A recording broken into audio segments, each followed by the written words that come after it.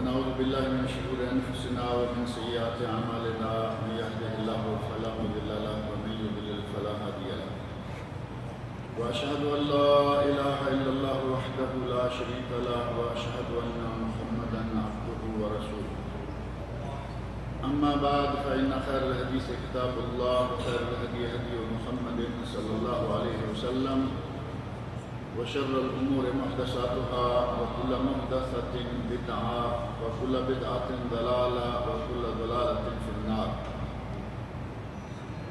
رب اشرح لي صدري ويسر لي أمري واحلل عقدة من لساني يفقهوا قولي.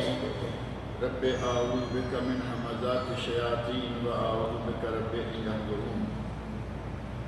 أعوذ بالله السميع العليم من الشيطان الرجيم. وإذ قال إبراهيم لأبيه وقومه إنني براء مما تعبدون إلا الذي فطرني فإنه سيهدين وجعلها كلمة باقية في عقبه لعلهم يرجعون بل متعت هؤلاء وآباءهم حتى جاءهم الحق ورسول مبين ولما جاءهم الحق قالوا هذا سحر وإنا به كافرون وقالوا لولا نزل هذا القرآن على رجل من القريتين عظيم أهم يقسمون رحمة ربك نحن قسمنا بينهم معيشتهم في الحياة الدنيا ورفعنا بعضهم فوق بعض درجات ليتخذ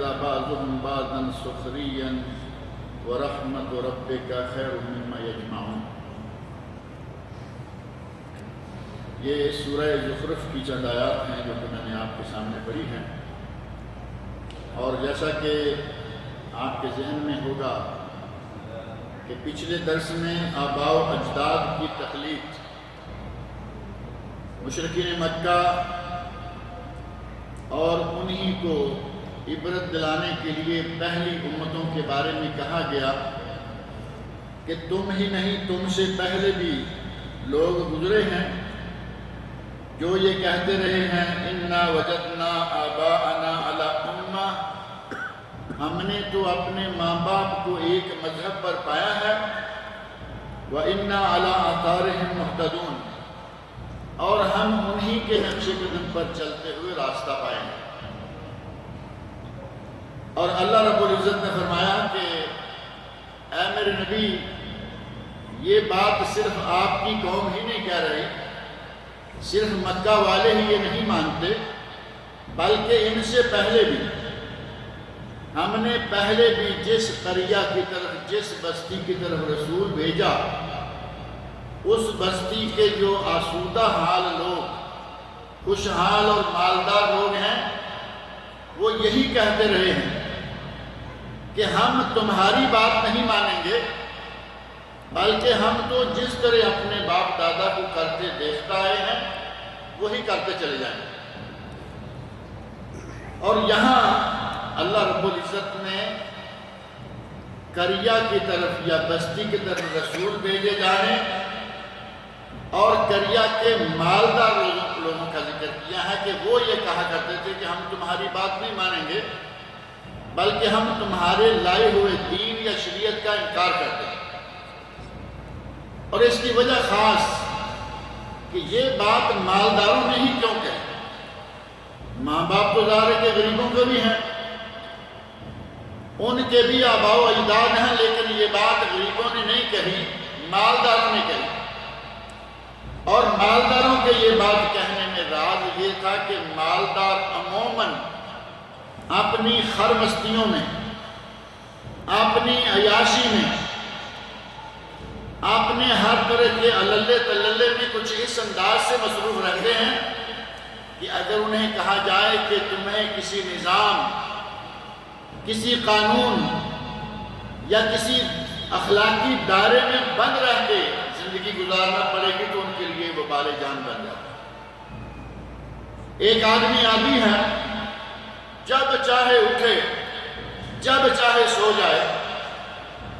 اب اسے کہا جائے کہ نہیں عشاء کے بعد سونا ہے، فجر کے لیے اٹھنا ہے، تو شاید عشاء کے بعد سونا اس کے لیے اتنا مشکل نہیں ہوگا جتنا اس کے لیے فجر کو اٹھنا ہوگا۔ اگر کہا جائے کہ پیسہ تو ٹھیک ہے تمہارے پاس ہے، لیکن اس کو خرچ کرنے کے لیے بھی اسلام کے دین کے شریعت کے طے کیے ہوئے مقامات، پیسہ وہی خرچ کرنا ہے، تو جان پہ بنے گی یا نہیں؟ کہے گا پیسے میرے، اور خرچ کرنے کے لیے میں ان سے پوچھ کے چلوں گا۔ یہ خاص وجہ ہے کہ مالدار طبقہ عموماً اخلاقی حدود و قیود اور شرعی پابندیوں کو قبول کرنے سے بھاگتا ہے۔ اور یہ بات آج ہم نہیں کہہ رہے، لیکن اللہ رب العزت نے پہلی امتوں، پہلی قوموں کے لوگوں کے بارے میں فرمایا وَكَذَلِكَ مَا أَرْسَلْنَا مِن قَبْلِكَ مِن قَرْيَةٍ مِّن نَذِيرٍ إِلَّا قَالَ مُتْرَفُوهَا، ہم نے جب بھی جس بھی بستی کی طرف رسول بھیجا، اس بستی کے مالدار لوگوں نے کہا اِنَّا وَجَدْنَا آبَاءَنَا عَلَىٰ أُمَّةٍ، کہ ہم نے تو اپنے ماں باپ کو ایک دین پر، ایک مذہب پر، ایک عقیدے پر پایا ہے، وَإِنَّا عَلَىٰ آثَارِهِمْ مُقْتَدُونَ، ہم انہی کے نقش قدم پر چلتے رہیں گے۔ عَلَىٰ آثَارِهِمْ مُقْتَدُونَ، ان کی اقتداء کریں گے، انہی کے پیچھے رہیں گے۔ اور پچھلے درس میں نے ذکر کیا تھا کہ آباء و اجداد کے نقش قدم پر چلنے کی پابندی کرنے والوں نے نبیوں کی بھی نہیں مانی۔ جنہوں نے اپنے آباء و اجداد کی تقلید کی ٹھان لی، نبی بھی کچھ کہتے رہیں، وہ ٹلنے والے نہیں ہوتے، اور آج بھی وہی کچھ ہو رہا ہے۔ آج آپ کے سامنے ہمارے بر صغیر پاک و ہند میں ہمارے اپنے بھائی بندو سارے ایسے ہیں کہ جب انہیں کہا جائے اللہ کی کتاب قرآن کریم میں یہ بات آئی، نبی اکرم صلی اللہ علیہ وسلم کی احادیث کے صحیح سند سے ثابت مجموعے صحیح بخاری اور صحیح مسلم میں بات آئی، تو وہ 2-4 مرتبہ بخاری کا نام سننے سے یہ تو کہیں گے کہ تمہیں بخاری کا بخار آیا ہوا ہے، ماننے کے لیے تیار نہیں ہے،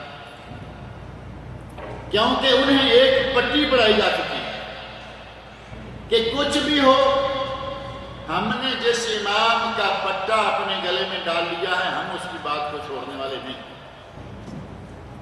قرآن چھوٹتا ہے چھوٹ جائے، نبی کا فرمان چھوٹتا ہے چھوٹ جائے، امام کی بات نہیں چھوٹنی چاہیے، اور یہ باقاعدہ کتابوں میں ثابت شدہ حقیقت ہے۔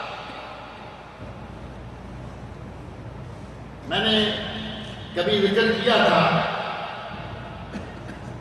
علماء کرام میں سے بعض علماء وہ ہیں جو کہتے ہیں کہ قرآن کریم کی آیت آئی تو ہم اس کو دیکھیں گے، اگر وہ ہمارے امام کے قول کے مخالف ہوئی تو پھر آیت کی تعویل کریں، یعنی اس کو کوئی اپنی مرضی کا معنی دیں گے۔ تعویل کا معنی ایک یہ بھی ہے کہ وہ آیت تو وہ بات نہیں کہہ رہی، لیکن ہم کسی نہ کسی طرح سے توڑ موڑ کر کے اسے کوئی معنی پہنائیں گے۔ کہتے ہیں کہ اگر تعویل کرنا ممکن نہ ہوا پھر کیا کریں گے؟ کہتے ہیں کہ اس آیت کو منسوخ مانیں گے۔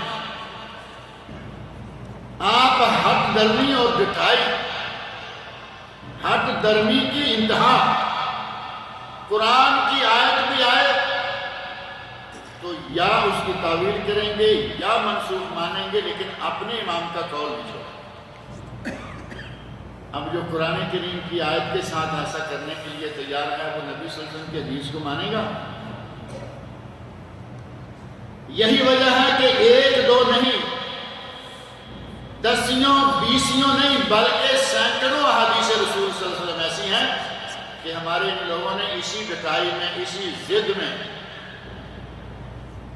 اسی اکڑ میں آ کر سینکڑوں احادیث رسول صلی اللہ علیہ وسلم کو دور رکھا ہوا ہے، ان پر عمل نہیں کرتے، ان کے مقابلے میں اپنی فقہ اور بر صغیر پاک و ہند میں ایسے علماء کرام کو اللہ رب العزت نے توفیق دی، انہوں نے پوری فقہ کو چھان مارا. اور آج بھی لوگ کہتے ہیں کہ تم ایسے بات کرتے ہو. انہوں نے ایسے بات کرنے کے نہیں، ان کی کتابوں میں سے 600 مسائل نکالے. 600 مسائل جو کتاب و سنت کے خلاف ہیں، اس فقہ کی کتابوں میں موجود ہیں. اور ان کا کوئی عالم ایسا نہیں ہے کہ جو کہے کہ نہیں ٹھیک ہے ہماری کتابوں میں آ گئے، ہمارے پیشوا سے، ہمارے مولوی سے، ہمارے عالم سے، ہمارے استاد سے غلطی ہو گئی، کوئی ماننے کو آج تک تیار نہیں. کتاب ہندوستان میں چھپ رہی ہے حقیقت الفقہ کے نام سے، مولانا محمد یوسف جے پوری رحمۃ اللہ علیہ، اور پاکستان میں الظفر المبین مولانا ابو الحسن سیالکوٹی رحمۃ اللہ علیہ. دونوں ملکوں میں الگ الگ کتابیں موجود ہیں.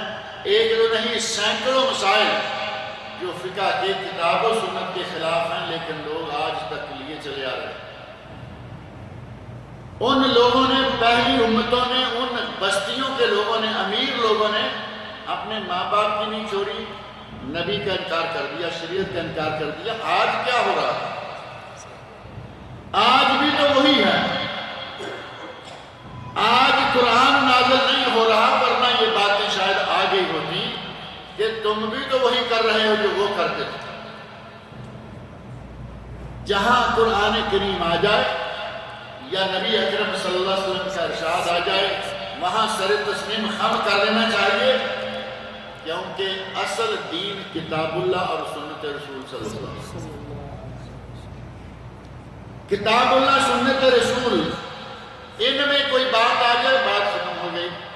اور سلف صالحین امت نے ان آیات کو، ان حدیث کو جن معنوں پہ محمول کیا، انہی معنوں میں آج ہم بھی محمول کریں گے. اپنی طرف سے تعویل، اپنی مرضی کی رائے نہیں دیں گے. اور اگر کوئی مسئلہ کتاب اللہ سنت رسول میں نہیں ہے اور آپ چاہتے ہیں کہ اس سلسلہ میں ہم اپنے امام کی مانیں، کوئی حرج نہیں، مان لیجیے، پھر کوئی حرج نہیں. اگر کسی اجتہادی مسئلہ میں آپ نے ایک امام کی ماننی، کوئی حرج نہیں. اور جہاں قرآن و سنت کی واضح نصوص موجود ہوں، آیات موجود ہیں، احادیث موجود ہیں، اور آپ ان کے مقابلے میں امام کی مانیں گے، تو پھر ہمارا یہ دین کیا ہوگا؟ پہلی قوموں نے بھی یہ رویہ اختیار کیا، اور نبیوں نے کہا قَالَ أَوَلَوْ جِئْتُكُمْ بِأَحْدَىٰ مِمَّا وَجَدْتُمْ عَلَيْهِ آبَاءَكُمْ. بھائی لوگوں، اگر میں تمہارے پاس وہ ہدایت لے آؤں جو تمہارے ماں باپ کے، تمہارے آباء و اجداد کے راستے سے بھی بہترین راستے والی ہے، اگر وہ راستہ بتاؤں جو تمہارے ماں باپ کے راستے سے بھی اچھا ہے، تو کیا پھر بھی مانو گے یا نہیں مانو گے؟ قَالُوا إِنَّا بِمَا أُرْسِلْتُمْ بِهِ كَافِرُونَ. کہا جو شریعت تم لائے ہو ہم اس کا انکار کرتے ہیں. یہ پہلے لوگوں نے زبانی کھل کر کہہ دیا، ہمارے لوگ زبانی نہیں کہتے، عملاً کر رہے ہیں. زبانی کہنے کی تو کسی نے ہمت نہیں، لیکن عملاً آج یہی کچھ ہو رہا ہے. اللہ رب العزت نے ان لوگوں سے انتقام لیا، فرمایا فَانْتَقَمْنَا مِنْهُمْ، ہم نے ان سے انتقام لیا. فَانْظُرْ كَيْفَ كَانَ عَاقِبَةُ الْمُكَذِّبِينَ، نبیوں کو اور کتابوں کو جھٹلانے والوں کا انجام کیا ہوا، اے میرے نبی آپ دیکھ لیجیے.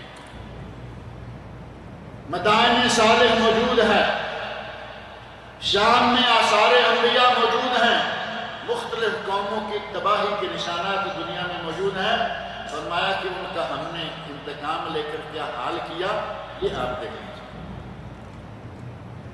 وَإِذْ قَالَ إِبْرَاهِيمُ لِأَبِيهِ وَقَوْمِهِ إِنَّنِي بَرَاءٌ مِّمَّا تَعْبُدُونَ. حضرت ابراہیم خلیل علیہ السلام کا یہاں ذکر شروع ہوتا ہے. یاد کرو اذ قال ابراہیم لأبیہ، جب ابراہیم نے اپنے باپ سے کہا. اذ قال ابراہیم لابی ہے، اور قرآن کریم میں موجود ہے باقاعدہ اب کے ساتھ، اب کا معنی باپ، یہ ابی ہے اصل اب ہے، قرآن کریم میں موجود ہے کہ ابراہیم علیہ السلام کے باپ کا نام آزر تھا، قرآن میں باقاعدہ لفظ موجود ہے، لیکن ہمارے کچھ لوگوں کو عادت ہے کچھ بھی ہے کہیں نہ کہیں اپنا عقلی اڑنگا لگائیں گے، کہا نہیں آزر کوئی اور تھا، چچا تھا، تایا تھا، ابراہیم علیہ السلام کے والد کا نام طارق تھا، طارق، یہ دو نقطے والی کاف نہیں، یہاں اصلی خا، ہمارے حیدرآبادی بھائی جو ہے دو نقطے والی کاف کو کر دیتے ہیں نا، جیسے مجھے کبھی کبھی خمر صاحب، دو نقطے والی کاف نہیں، یہاں طارق کہتے ہیں، آزر نہیں طارق، قرآن کریم کہہ رہا ہے آزر۔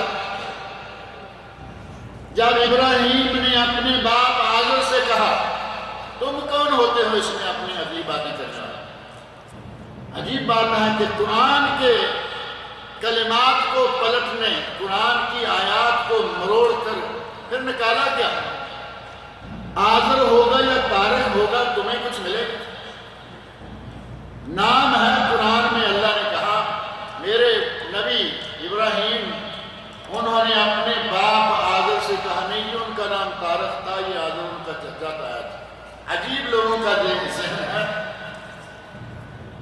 وَإِذْ قَالَ إِبْرَاهِيمُ لِأَبِيهِ وَقَوْمِهِ، اپنے باپ کو اور اپنی قوم کو مخاطب کر کے ابراہیم علیہ السلام نے کہا إِنَّنِي بَرَاءٌ مِّمَّا تَعْبُدُونَ، ابا جان اے میری قوم کے لوگوں، جن کی تم عبادت کر رہے ہو میں ان سے بیزار ہوں، بری،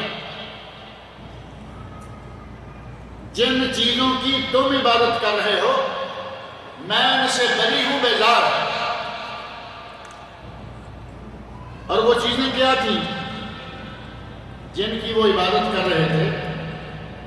قرآن کریم کے اندر میں نے کچھ نشانیاں لگائی ہیں ابھی بیٹھے بیٹھے آپ کے سامنے، کچھ مقامات ایسے ہیں کہ جہاں یہ واقعہ پوری تفصیل کے ساتھ آیا، خاص طور پر سورۃ الانبیاء، حضرت ابراہیم علیہ السلام کا واقعہ تو قرآن کریم میں بہت سارے مقامات پر آیا، حتیٰ کہ ایک پوری سورۃ ابراہیم، پوری سورت ان کے نام سے موجود ہے۔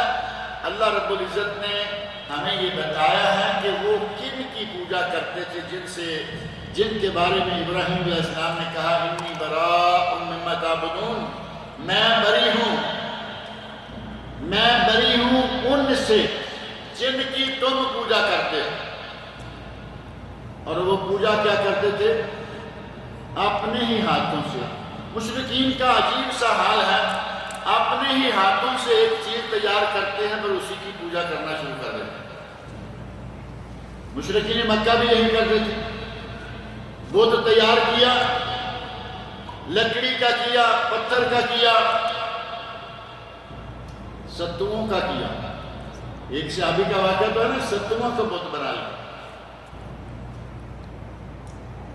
کہتے ہیں سفر میں جاتے ہوئے میں ساتھ لے جاتا تھا، ستو کا بت بنا لیتا، جہاں چاہتا سامنے رکھ کے ہاتھ جوڑ کے کھڑے ہو جاتا، اور جب بھوک لگتی اور کچھ کھانے کو نہ ملتا تو اسی کا کوئی نہ کوئی حصہ توڑ کے کھا بھی لیتا۔ کام تو دیا نا اس نے، پتھر کیا کام دے گا؟ اپنے ہاتھ سے ایک چیز کو تیار کرنا، اسی سے مانگنا شروع کرنا۔ حضرت ابراہیم خلیل علیہ السلام کی قوم بھی یہی کرتی، اپنے ہاتھوں سے خدا بنائے اور پھر انہی خداؤں سے مانگنا شروع کر دیا، اور خداؤں کے لیے ایک مخصوص جگہ رکھی ہوئی ہے، بڑی سی جگہ حویلی ہے، بلکہ میں تو کہا کرتا ہوں کہ ان کے خداؤں کا وہ باڑہ تھا، بڑی چار دیواری لگی چاروں طرف سے، وہ محفوظ مکان ہے، اندر ہر سائز کا، یہ چھوٹا خدا، یہ بڑا خدا، یہ میڈیم خدا، یہ بارش کا خدا، یہ فلاں کا خدا، طرح طرح کے خداؤں کے انہوں نے وہاں مقام اور مرتبے کے مطابق رکھے ہوئے ہیں۔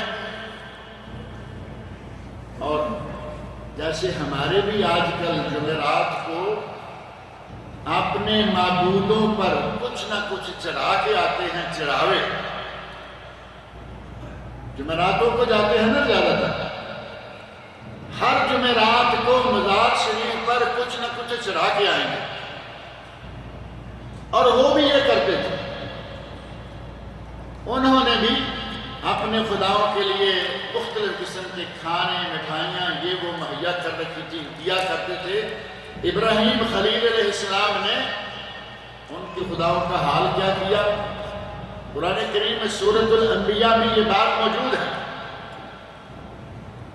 اللہ رب العزت نے اس کا واقعہ بیان کرتے ہوئے فرمایا کہ ابراہیم علیہ السلام کو کہتے ہیں آؤ ہمارے ساتھ، ہم چاہتے ہیں کہ تمہیں اپنے میلے میں لے جائیں۔ ابراہیم علیہ السلام نے کہا کہ میں تمہارے ساتھ نہیں جاتا، میں تمہارے ساتھ نہیں جاتا کیونکہ میں بیمار ہوں، انی سقیم۔ 3 جھوٹ حضرت ابراہیم خلیل علیہ السلام کی طرف منسوب مانے گئے ہیں۔ صحیح بخاری شریف میں حدیث موجود ہے، اگرچہ اصلاً وہ جھوٹ نہیں تھے لیکن ان کو بظاہر سمجھا جاتا تھا کہ یہ جھوٹ ہیں، لہذا ان کو جھوٹ کے لفظ سے تعبیر کیا گیا۔ ان میں سے ایک یہی تھا کہ وہ بیمار نہیں تھے لیکن کہا انی سقیم۔ آسمان کی طرف دیکھا، نگاہ اٹھائی اور قوم کے لوگوں سے کہا کہ میں بیمار ہوں، میں تمہارے ساتھ نہیں جاتا۔ قوم کے لوگ گئے۔ یہ 3 جھوٹوں میں سے ایک جھوٹ ہے، باقی 2 ہیں، پھر وہ بات زیادہ لمبی ہو جائے گی۔ قوم گئی اور پیچھے سے کہا تاللہ لأکیدن اصنامکم، جاؤ تم اپنا میلہ دیکھ کے آؤ، اور مجھے اللہ کی قسم ہے تم جاتے ہو، تمہارے جانے کے بعد میں تمہارے خداؤں کا کیا حال کرتا ہوں تم آگے دیکھ لیں۔ تاللہ لأکیدن اصنامکم، مجھے اللہ کی قسم ہے میں تمہارے، ابراہیم علیہ السلام نے تمہارے خداؤں نے کہا تاللہ لأکیدن اصنامکم، کیونکہ وہ تو دیکھ رہے ہیں کہ یہ لکڑی کے، پتھر کے، مٹی کے بنائے ہوئے بت ہیں۔ یہ بات کہی، وہ چلے گئے اور ابراہیم خلیل علیہ السلام کے بارے میں چلے گئے، خداؤں کے بارے میں گھس گئے۔ باڑے میں جاتے ہی دیکھا کہ اندر مٹھائیاں پڑی ہوئی ہیں اور اندر بڑے کھانے رنگا رنگ پڑے ہوئے ہیں۔ جاتے ہی کہا افلا تاکلون، بھئی تم کھاتے نہیں ہو؟ اب کسی کے سامنے کھانا پڑا ہوا ہو اور کھایا نہ جائے، پورے کا پورا پڑا نظر آئے تو ظاہر ہے کہ آدمی کہے گا افلا تاکلون۔ اور حضرت ابراہیم علیہ السلام ان بتوں کا مذاق اس لیے اڑا رہے ہیں کہ یہ میری جاہل قوم تمہاری پوجا کر رہی ہے، تم سے مرادیں مانگتی ہے، اور تمہارے سامنے کھانے پڑے ہیں تم کھا بھی نہیں سکتے۔ افلا تاکلون، کیا تم کھاتے نہیں ہو؟ اور اس کے بعد کلہاڑا لیا اور کلہاڑے سے کسی کا کندھا کاٹ دیا، کسی کی گردن کاٹ دی، کسی کی آنکھ توڑ دی، کسی کی ٹانگ توڑ دی، اچھی طرح کیا پانچا کیا، ایک کو صحیح سالم رہنے دیا۔ جو ان کا چیف نظر آتا تھا اس کو کچھ نہیں کہا، اس کو اصل حال پر رہنے دیا۔ یہ لوگ واپس آئے میلہ دیکھ کے، میلہ منا کے واپس آئے تو دیکھا کہ یہاں تو حشر ہو چکا ہمارے خداؤں۔ کہتے ہیں کہ یہ ظلم کس نے کیا؟ من فعل ھذا بآلہتنا، ہمارے خداؤں، ہمارے معبودوں کے ساتھ یہ کس نے کیا؟ کہتے ہیں کہ ایک لڑکا، ایک نوجوان ہے، وہ ان کا ذکر کیا کرتا ہے۔ انہیں پتا تھا کہ ابراہیم علیہ السلام تو ہوش سنبھالنے سے ہی شروع ہو گئے تھے۔ حضرت ابراہیم خلیل علیہ السلام نے لڑکپن میں ہوش سنبھالتے ہی نبوت ملنے سے بھی پہلے یہ کھاتا شروع کر دیا تھا کہ ان بتوں کی توہین، ان کا تمسخر، ان کی حقیقت لوگوں کے سامنے بیان کرنا۔ کہتے ہیں کہ ایک نوجوان جن کا نام لیا کرتا ہے، یقال لہ ابراہیم، اس کا نام ابراہیم ہے، کہتے ہیں کہ اس نوجوان کو لے کے آؤ، ہمارے سامنے لاؤ،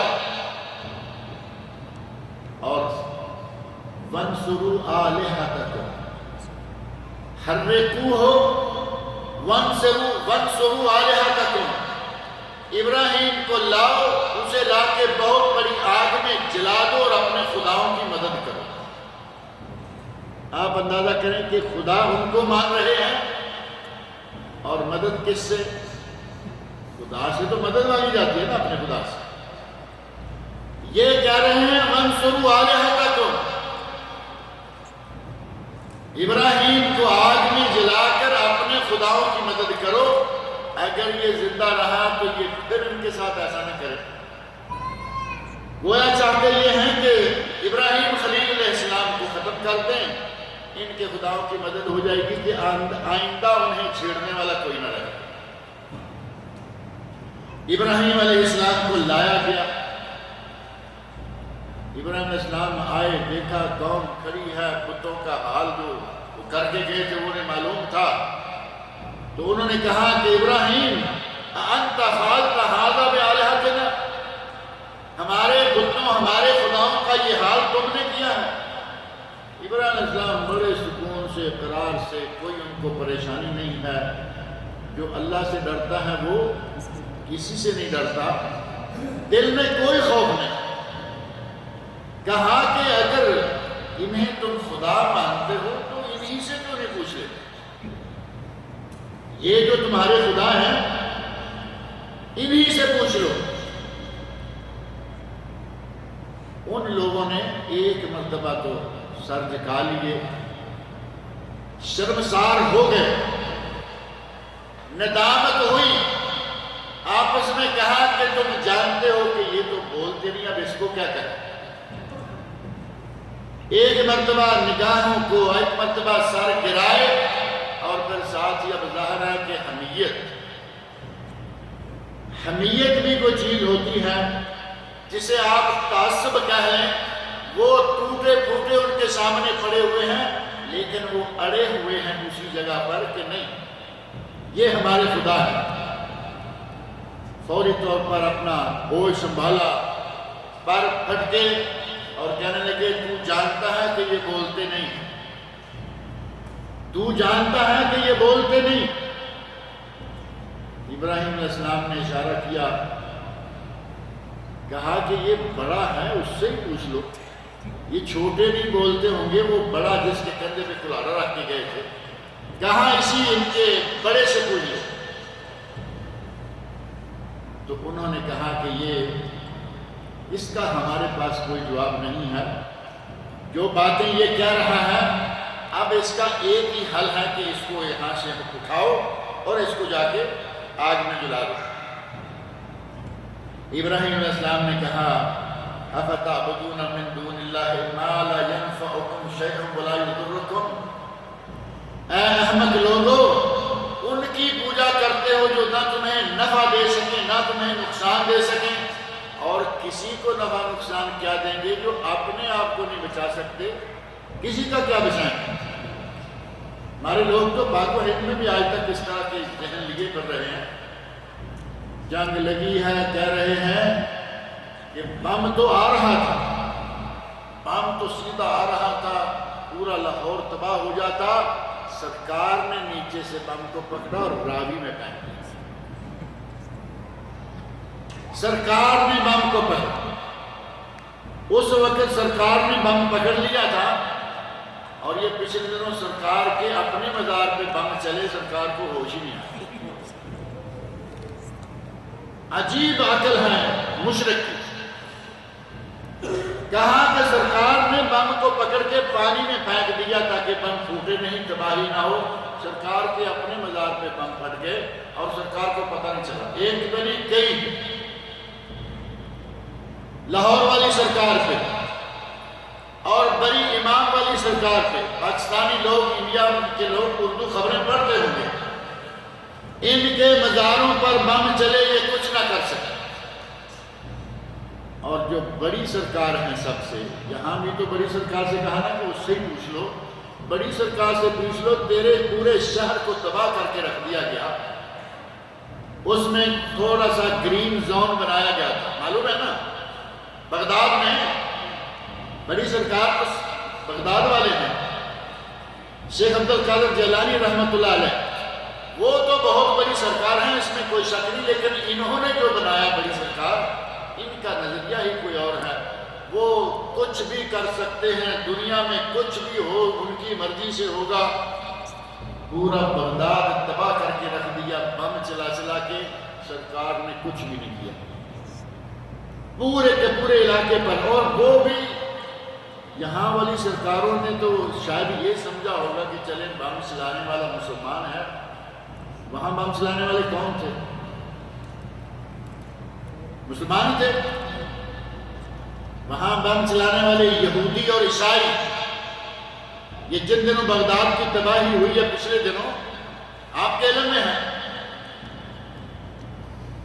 لوگوں نے عجیب سا ان کو ہوا بنا رکھا ہے کہ وہ یہ بھی کرتے ہیں یہ بھی کرتے ہیں۔ آپ صرف اتنا ذہن میں رکھیں کہ جو اپنے آپ کو نہیں بچا سکتا وہ کسی کو کیا بچائے۔ کہانیاں، کرامتیں، عجیب و غریب قسم کے واقعات بیان کریں گے کہ ہماری فلاں سرکار نے یہ کر دیا، فلاں نے یہ کر دیا۔ کرنے والی ذات کون ہے؟ ابراہیم خلیل علیہ السلام کہتے ہیں قالوا انت فعلت هذا بآلهتنا یا ابراہیم، کیا ابراہیم تو نے یہ ہمارے خداؤں کے ساتھ کیا ہے؟ قال بل فعله كبيرهم هذا فاسألوهم ان كانوا ينطقون، کہا کہ نہیں یہ بڑے نے کیا ہے، اگر یہ بولتا ہے یا بولتے ہیں تمہارے خدا تو اس چیف سے پوچھو۔ بل فعلہ کبیرہم ھذا، یہ دوسرا جھوٹ آ گیا ہے جو کہا گیا، تین جھوٹ، ایک پہلے ہو گیا نا انی سقیم، اور دوسرا یہ ہے ایک ہی واقعہ کے اندر، اور تیسرا ہے جب حضرت سارہ علیہ السلام اپنی بیوی کو کہا تھا کہ یہ میری بہن ہے، اس وقت دنیا میں ان کے ساتھ وہ مسلمان بہن ہونے کی حیثیت سے تھی، جھوٹ تینوں میں سے کوئی نہیں، لیکن بظاہر ایک شکل جو ہے وہ جھوٹ کی بنتی تھی۔ دوسرا یہ ہے، تیسرا وہ ہے بل فعلہ کبیرہم، میں نے نہیں کیا، یہ تو ان کے اپنے بڑے نے کیا ہے، جس کے کندھے پر کلہاڑی رکھی ہوئی ہے۔ فقالوا انکم انتم الظالمون، ہمارے مشرکوں سے تو وہ تھوڑے سے سمجھدار لگتا ہے، کہتے ہیں کہ انہوں نے، اللہ رب العزت بیان فرما رہے ہیں، انہوں نے کہا انکم انتم ظالمون، اے لوگو ان بتوں کے پجاریوں تم بڑے ظالم ہو۔ اپنے آپ کو ظالم کیوں کہا؟ کہ تم ان پتھروں کی پوجا کر رہے ہو، اپنے ہاتھ سے بناتے ہو، عبادت کرتے ہو، حمیت نے لگا پھر وہیں دیا، لیکن ایک مرتبہ وہ مان گئے کہ تم بڑے ظالم۔ اور ہمارے تو اتنا ماننا بڑی دور کی بات ہے، ہمارے تو سامنے والے کا گلا کاٹنے کو کرتے ہیں اگر کوئی ایسی بات کرتے ہیں کہ ہمارے خداؤں کے بارے میں تم ایسا کہہ رہے ہو۔ ثم نكسوا على رؤوسهم لقد علمت ما هؤلاء ينطقون، پھر انہوں نے اپنے سر جھکائے، سر اٹھائے، کہا کہ تو جانتا ہے کہ یہ بول ہی نہیں سکتے۔ قال افتعبدون من دون الله ما لا ينفعكم شيئا ولا يضركم، کہا کہ تو جانتا ہے کہ یہ بول نہیں سکتے۔ انہوں نے فرمایا کہ پھر تم ان کی پوجا کر رہے ہو جو نہ نفع دے سکے نہ نقصان۔ اف لکم ولما تعبدون من دون اللہ، تم پر بھی افسوس ہے اور ان پتھروں پر جن کو غیر اللہ کو پوج رہے ہو ان پر بھی افسوس ہے۔ افلا تعقلون، کیا تم عقل سے کام نہیں لیتے ہو؟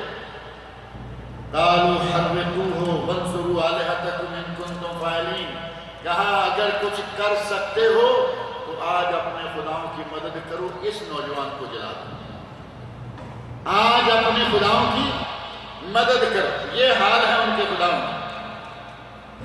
آگے اللہ رب العزت نے کافی ساری آیات میں فرمایا قلنا یا نار کونی بردا وسلاما علی ابراہیم، ہم نے آگ کو حکم دیا کہ اے آگ سلامتی والی،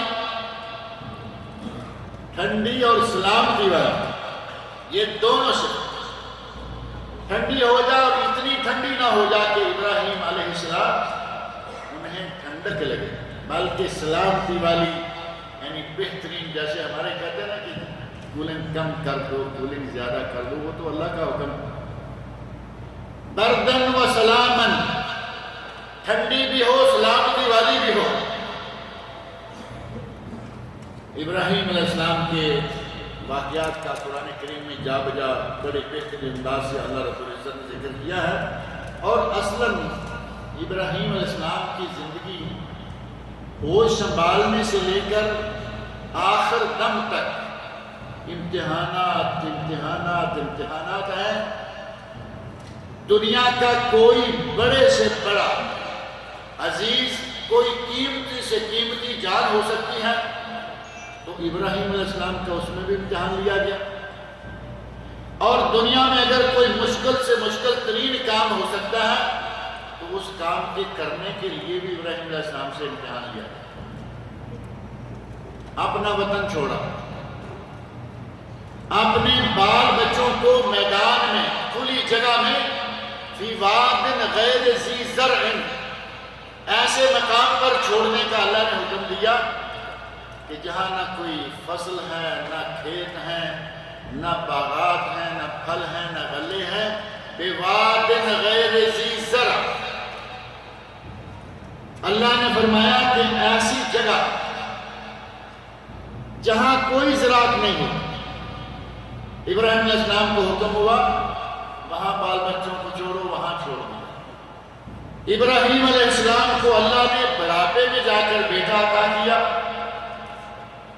حضرت اسماعیل علیہ السلام۔ آپ اندازہ کریں کتنی بڑی بڑی آزمائشیں ہیں، بال بچے کو کہا وہاں چھوڑا، وہاں چھوڑائے، ابھی بچہ دودھ پیتا ہے، بیوی بچے کو یہاں چھوڑا، بچہ چلنے کے لائق ہوا، گھومنے پھرنے کے باپ کے ساتھ چلنے کے لائق ہوا، فلما بلغ معه السعي، یعنی ابراہیم کے ساتھ چلنے کے لائق ہوا تو اللہ رب العزت نے دوسرا حکم دیا کہ اپنے بیٹے کو ذبح کرو۔ اس سے بڑی آزمائش اور کون سی ہو سکتی ہے؟ وَإِذِ ابْتَلَىٰ إِبْرَاهِيمَ رَبُّهُ بِكَلِمَاتٍ، اللہ نے فرمایا یاد کرو میرے خلیل کا وہ واقعہ، میرے خلیل کی ان قربانیوں کو، اس وقت کو یاد کرو۔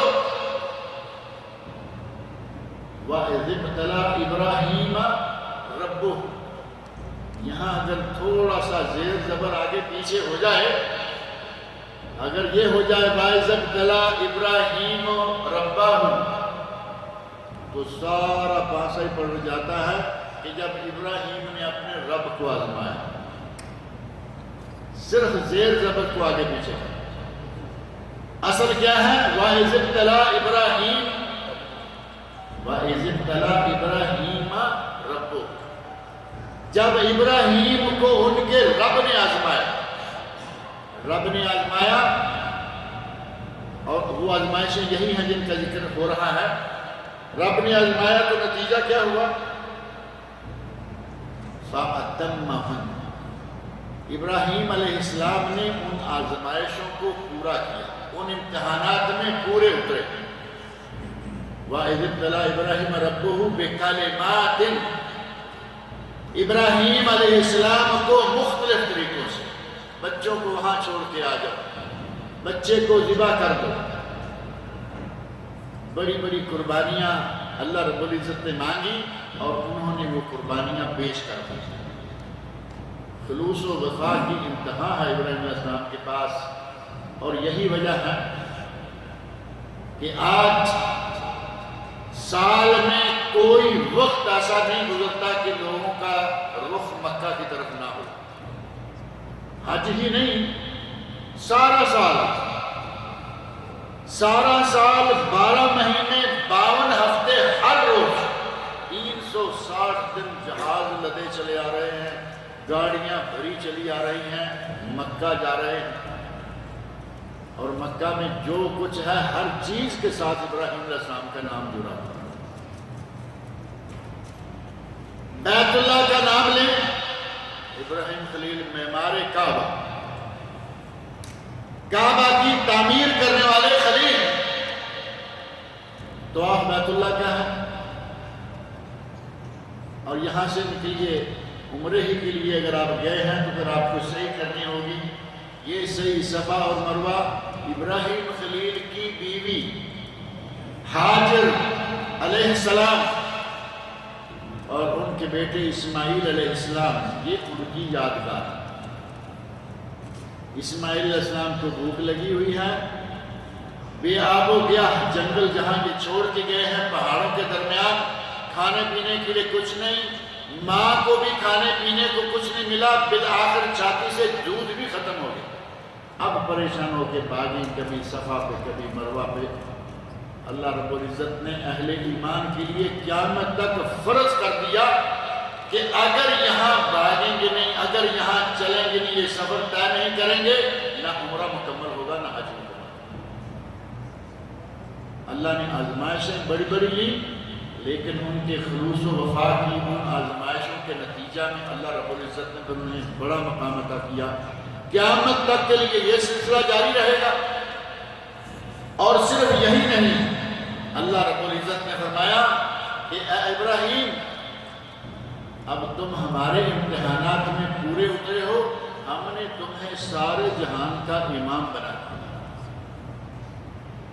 انی جاعلک للناس اماما، اے ابراہیم میں تمہیں ساری دنیا کے لوگوں کے لیے امام بنا رہا۔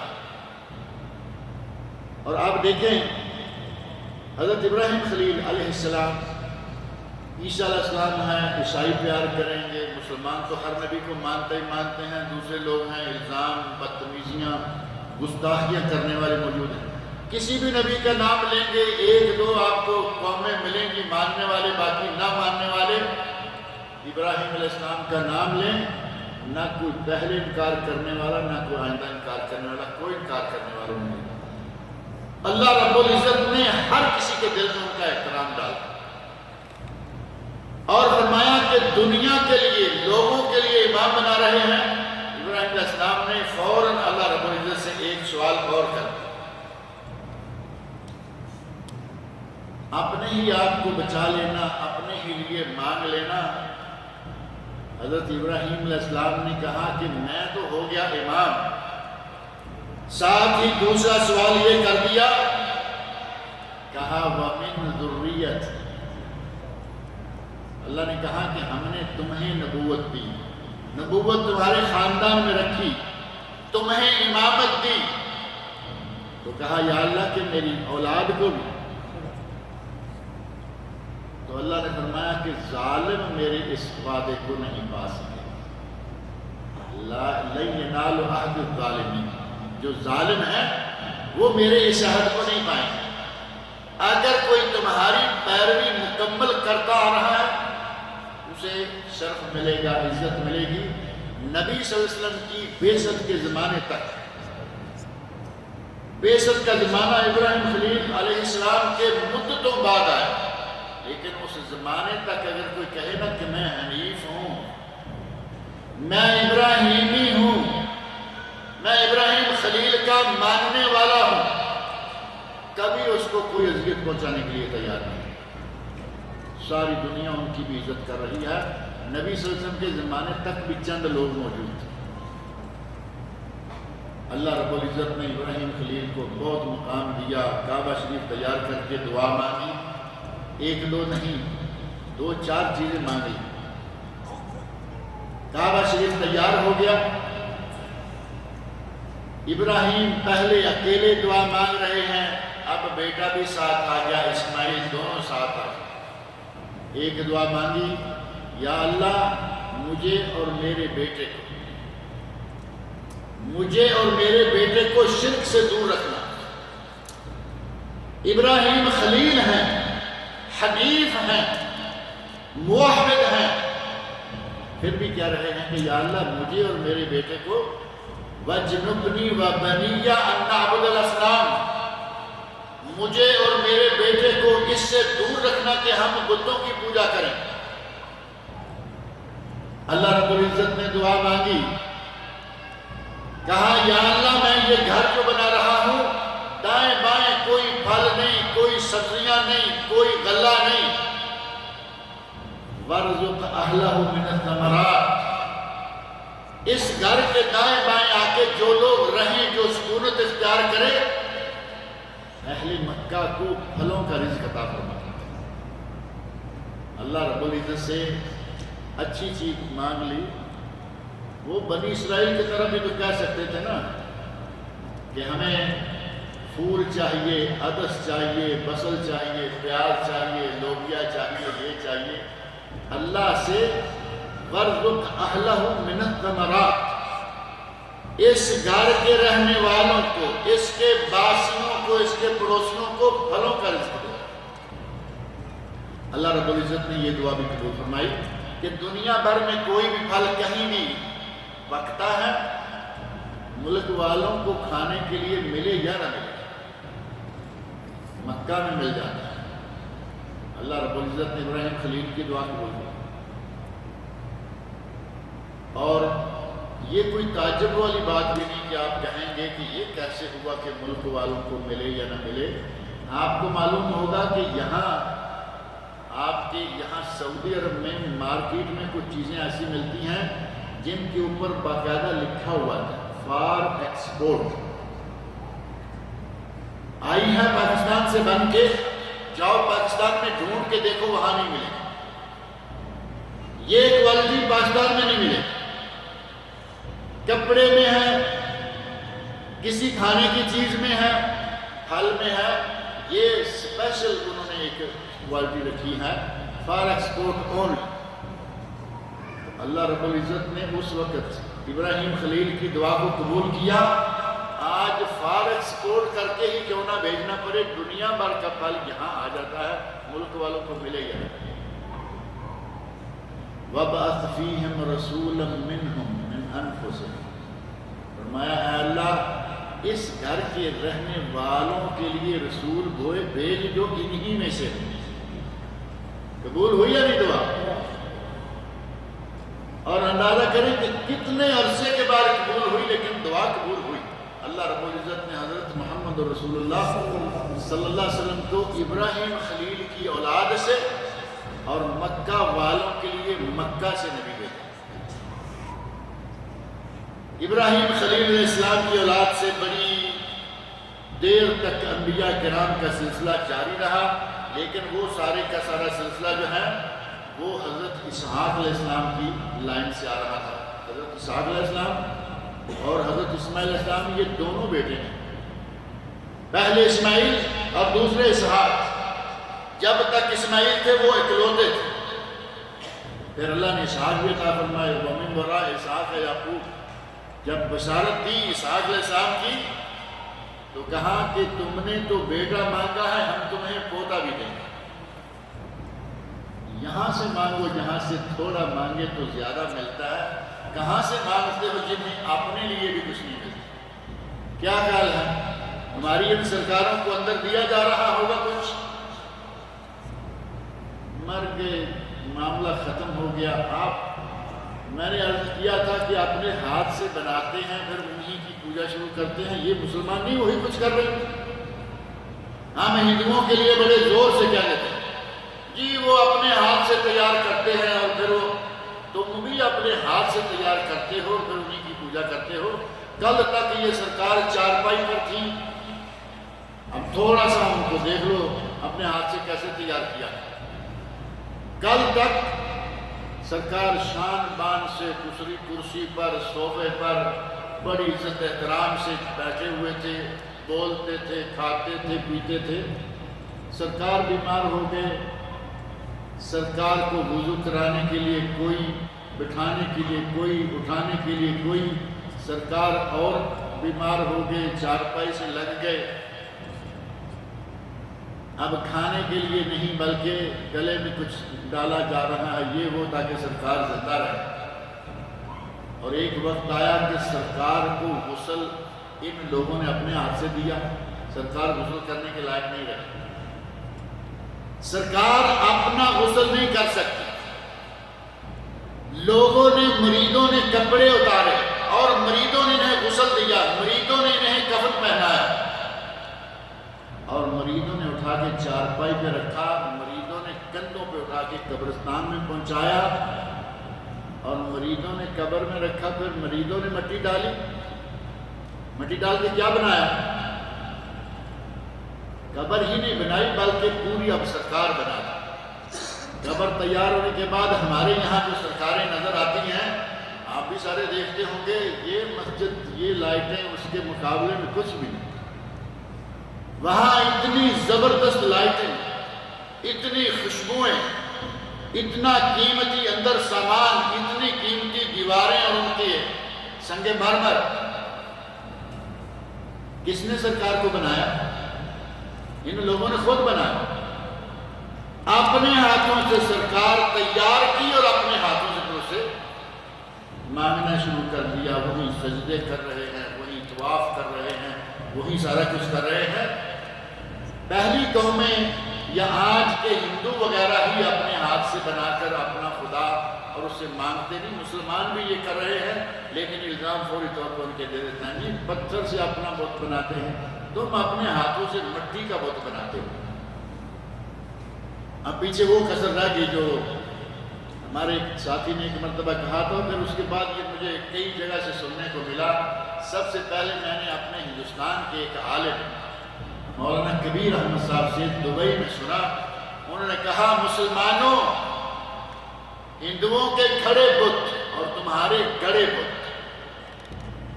مسلمانوں ہندوؤں کے کھڑے بت اور تمہارے پڑے بت کہہ لو چاہے گڑے بت کہہ لو، تمہارے بت زمین کے اندر ہیں اور ان کے زمین کے اوپر ہیں، نظر تو آتا ہے نہیں دیوار کے ساتھ کھڑے۔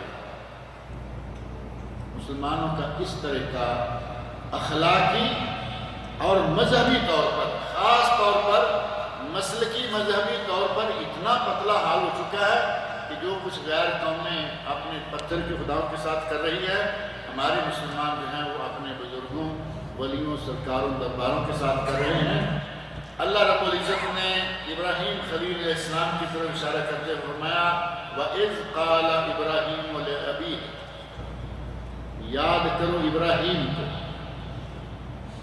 آپ قرآن کریم کا ترجمہ پڑھتے ہوئے دیکھتے ہو کہ جہاں اس آتا ہے نا، وہاں ترجمہ میں لکھا ہوتا ہے اور یاد کرو فلاں وقت کو، یاد کرو اس وقت کو۔ اللہ اشارہ دے رہا ہے کہ یاد کرو میرے خلیل ابراہیم کو، اذ قال لأبیہ وقومہ، جب انہوں نے اپنے باپ سے اور اپنی قوم سے، باپ کو بھی یہ نہیں کہ اب باپ ہے اس کو کیا کہیں گے، اگر باپ غلط جا رہا ہے تو اس کی اصلاح کرنا بھی ذمہ داری ہے، لیکن بد زبانی سے نہیں، مار پیٹ سے نہیں۔ دعوت کے میدان میں بد زبانی اور مار پیٹ تو ہے، چاہے کوئی بھی کیوں نہ ہو، اور یہ تو باپ ہیں۔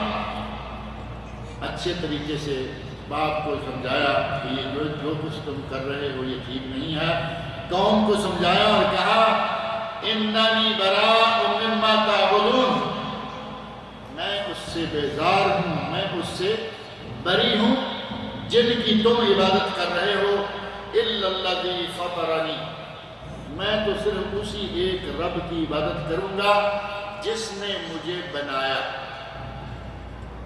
جس نے مجھے بنایا، جس نے میری تخلیق کی، جو میرا خالق و مالک ہے۔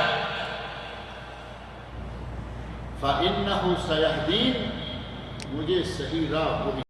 اللہ رب العزت ہمیں شرک سے محفوظ رکھے، ہمیں اپنے عقائد کی اصلاح کرنے کی توفیق عطا فرمائے۔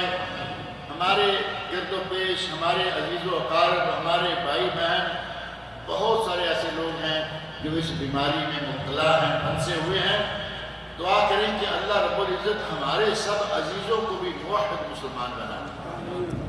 صرف اپنے لیے ہی تو توحید نہیں، چاہیے کہ اپنے عزیز و اقارب کے لیے دعا بھی کیا کریں، زبان سے بھی کہیں اور دعا اپنے طور پر بھی مانگا کریں کہ یا اللہ میرے، حضرت ابو ہریرہ رضی اللہ عنہ کا واقعہ ہے نا، ماں بھی مسلمان نہیں تھی، نبی صلی اللہ علیہ وسلم سے دعائیں کرائیں، یا رسول اللہ میری اماں کے لیے دعا کیجئے مسلمان ہو، اور اللہ رب العزت نے دعا قبول فرمائی، اماں مسلمان ہو گئیں۔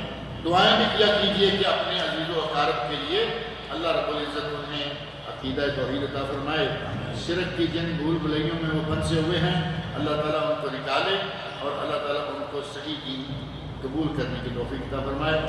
اللہ رب العزت مجھے اور آپ سب لوگوں کو قرآن کریم پڑھنے، سننے، سمجھنے اور اس کے احکام پر عمل کرنے کی توفیق عطا فرمائے۔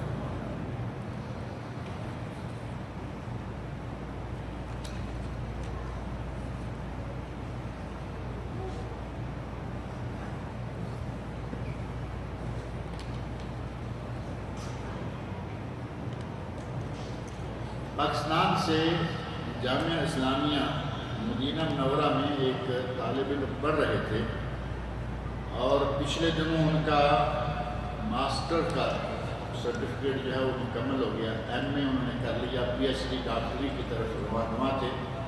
عمرہ کرنے کے لیے آئے، ایکسیڈنٹ ہو گیا، وہ فوت ہو گئے، ان کی بیوی فوت ہو گئی، ان کے ساتھ ان کے کچھ اور عزیز و اقارب جو ہیں، ایک ہی گھر سے 3-4 لوگ ہیں وہ فوت ہو گئے۔ دعا کریں کہ اللہ رب العزت ان کی اس موت کو موت شہادت بنائے، اللہ تعالیٰ ان کی مغفرت فرمائے، بشری کوتاہیوں کو معاف کرے، اللہ تعالیٰ ان سب کو جنت الفردوس میں اعلیٰ مقام عطا فرمائے۔ اور چھوٹے چھوٹے 2 بچے ہیں، محمد اور احمد، وہ بالکل چھوٹی عمر کے ہیں، وہ دونوں الحمدللہ اسی گاڑی میں تھے، وہ بچ گئے۔ اللہ رب العزت کی اپنی تقسیم ہے۔ اور بھی اگر کوئی مسلمان اہل توحید فوت ہوئے ہیں، اللہ تعالیٰ ان کی بھی مغفرت فرمائے۔ کسی نے لکھا ہے کہ میری والدہ کی صحت کے لیے دعا کریں کہ اللہ رب العزت ان کی والدہ کو شفائے کاملہ عطا فرمائے، اور ان کے علاوہ بھی جو کوئی مریض ہے، بیمار ہے، اللہ رب العزت اس کو بھی شفائے کاملہ عطا فرمائے۔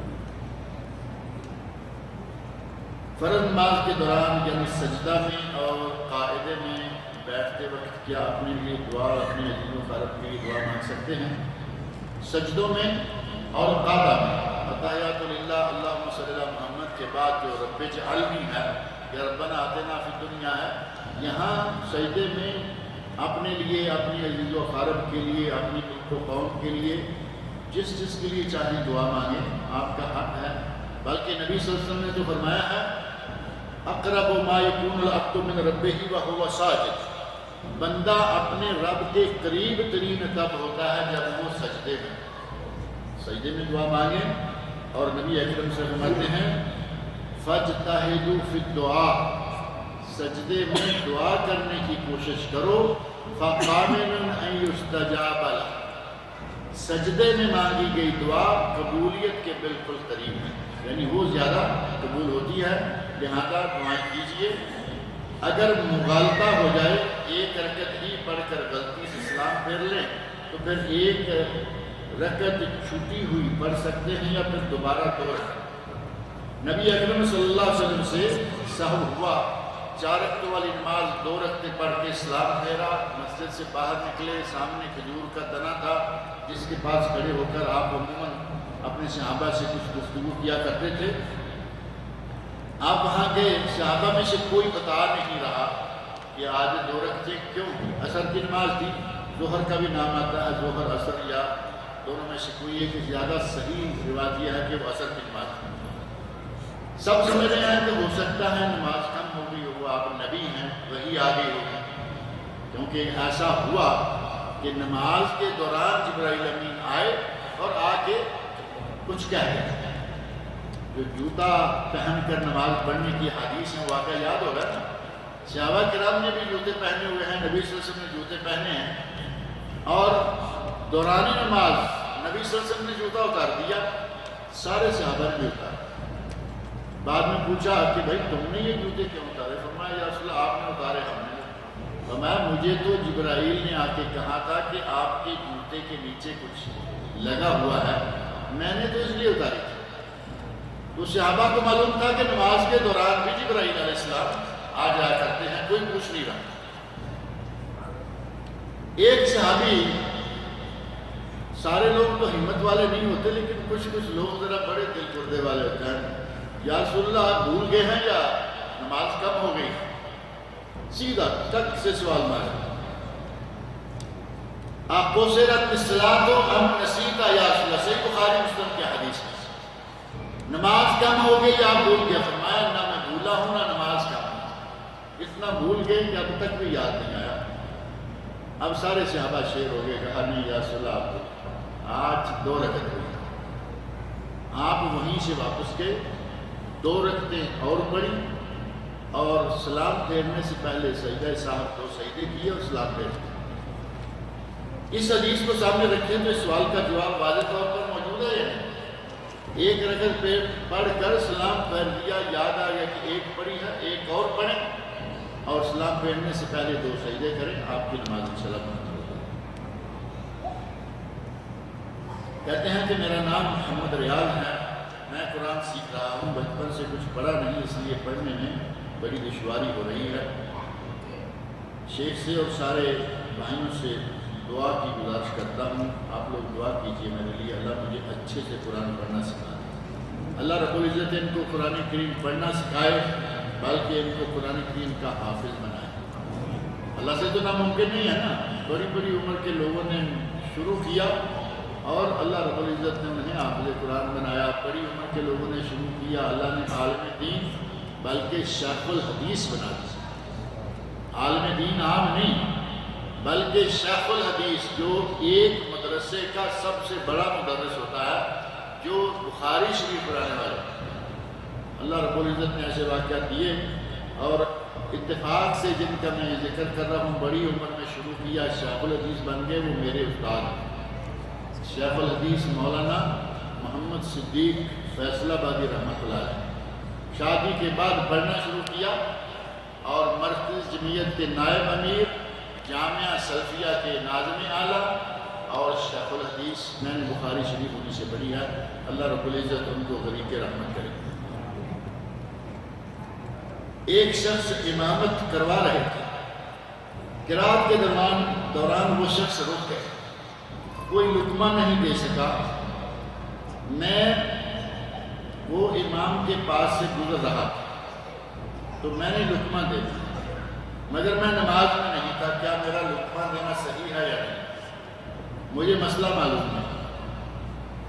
آدمی نے باہر سے لقمہ دے دیا، سن رہے تھے امامت کروا رہا ہے کوئی، اور زور سے امام صاحب بول رہے، پیچھے میں کسی کو معلوم نہیں ہے، انہوں نے تھوڑا بلند آواز سے پڑھ دیا۔ اس میں انشاءاللہ تعالیٰ کوئی حرج نہیں۔ ہمارے کچھ لوگوں نے کہا کہ اگر امام باہر والے کا لقمہ لے لے تو نماز ٹوٹ گئی، جبکہ ایسی کوئی بات نہیں ہے۔ کانوں میں آواز آئی، صحیح آیت آ گئی، اور کہاں سے آ گئی؟ الحمدللہ آیت سیدھی ہو گئی، نہ امام کی نماز ٹوٹے گی، نہ پیچھے والوں کی ٹوٹے گی، نہ اسے گناہ ہوگا، بلکہ انشاءاللہ اسے بھی اجر ہوگا۔ اس نے نبی اکرم صلی اللہ علیہ وسلم سے صحابی نے نماز کے بعد عرض کیا، یا رسول اللہ آج آپ نے ایک آیت چھوڑ دی، یعنی پڑھتے پڑھتے، یہ نبی صلی اللہ علیہ وسلم سے بھی ممکن ہے کہ آپ نے ایک آیت چھوڑ دی، یعنی آیت ساقط ہو گئی۔ تو آپ نے فرمایا کہ مجھے بتایا کیوں نہیں، مجھے بتایا کیوں نہیں؟ نبی صلی اللہ علیہ وسلم بھول سکتے ہیں، امام بھول جائے گا تو کیا فرق پڑتا ہے؟ اگر کوئی لقمہ دے تو اسے قبول کرتے ہوئے اپنی تلاوت کو صحیح کر لینے میں انشاءاللہ کوئی حرج نہیں، اور اسے بھی ثواب ملے گا۔ اور عموماً نبی اکرم صلی اللہ علیہ وسلم کی تعلیمات کا تقاضا یہ ہے کہ امام کے پیچھے 2-3 لوگ وہ ہوں جو پڑھے لکھے ہوں، سمجھدار ہوں۔ امام کا بالفرض وضو ٹوٹ گیا، اب امام کو نکلنا ہے تو کیا اس کونے سے جا کے کسی کو لے کے آئے، یا کیا ہو تم میری جگہ؟ امام پیچھے نکل جائے، پیچھے والا آگے چلا جائے۔ ہمارے یہاں پیچھے حاجی صاحب کھڑے ہوتے ہیں، چاہے ان کا الف با بھی سیدھا نہ ہو، لیکن ان کے پاس چونکہ پیسہ بہت ہے، اس لیے وہ جگہ خاص حاجی صاحب کے لیے۔ ایسا نہیں ہونا چاہیے، امام کے پیچھے پڑھے لکھے لوگ ہوں، اور دائیں بائیں حاجی شیخ یہ وہ بڑے بڑے آگے کوئی بات۔ آپ نے اللہ سے، نبی صلی اللہ علیہ وسلم نے اللہ سے اجازت مانگی کہ میں میری والدہ مائدہ کی قبر کی زیارت کرنا چاہتا ہوں، تو اللہ نے اجازت دے دی، مگر دعا مانگنے سے اللہ نے آپ کو منع کیا۔ کیا یہ حدیث صحیح ہے؟ یہ حدیث بالکل صحیح ہے کہ نبی اکرم صلی اللہ علیہ وسلم ارشاد فرماتے ہیں کہ میں نے اللہ سے دعا مانگی کہ اپنی ماں کے لیے، کہ میں اللہ سے درخواست کی کہ میں اپنی ماں کے لیے مغفرت کی دعا مانگ سکتا ہوں؟ فرمایا نہیں، مغفرت کی دعا مانگ سکتا ہوں نہیں، کیا میں اپنی ماں کی قبر کی زیارت کر سکتا ہوں؟ اللہ نے فرمایا کر سکتے ہیں۔ یہ حدیث صحیح ہے، اور اس میں کوئی اثر نبی اکرم صلی اللہ علیہ وسلم نے اپنی والدہ کی قبر کی زیارت کی، بہت روئے، اور جو ساتھ صحابہ کرام تھے ان کو بھی رلایا۔ نبی صلی اللہ علیہ وسلم کو روتے دیکھ کر وہ بھی سارے رونے لگے۔ تو یہ حدیث بالکل صحیح ہے، اس میں کوئی ایسی چیز نہیں ہے۔ کسی مال کی زکوٰۃ ادا کر دی جائے اور پھر بھی وہ سال کے بعد ہمارے پاس ہو تو کیا اس کی دوبارہ زکوٰۃ ادا کرنی ہوگی؟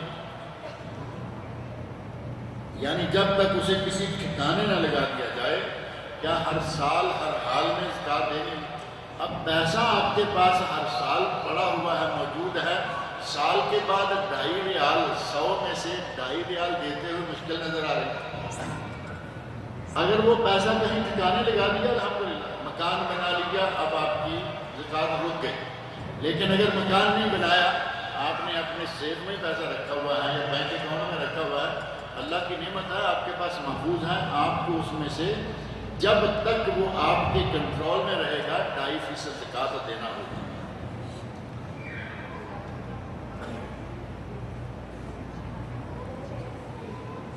یہ پرچی بھی کسی نے لکھا ہے کہ میری والدہ کی صحت کے لیے دعا کریں اللہ رب العزت ان کی والدہ کو بھی شفائے کاملہ عطا فرمائے۔